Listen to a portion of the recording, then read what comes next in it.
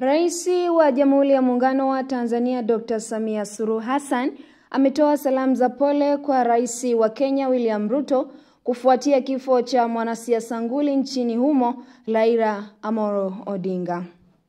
Nanukuu kwa kile alichosema Dr. Samia Suluhu Hassan. Nimepokea kwa masikitiko makubwa taarifa ya kifo cha Mheshimiwa Raila Amolo Odinga. Tumempoteza kiongozi mahiri, mwanajumuiya wa Afrika, mpenda amani na mtafuta suluhu, ambaye ushawishi na upendo wake haukuwa tu ndani ya Kenya bali Afrika Mashariki na Afrika kwa ujumla.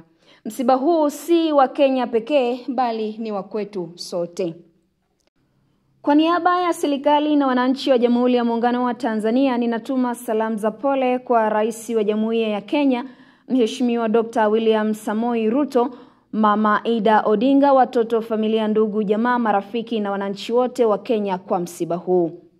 Tunaungana kuwaombea kwa Mwenyezi Mungu awajalie subra, faraja na imani katika kipindi hiki, na ailaze roho ya mpendo wetu Mheshimiwa Raila Amolo Odinga mahali pema peponi. Jina langu ni Sarah Caleb na hii ni ASTV.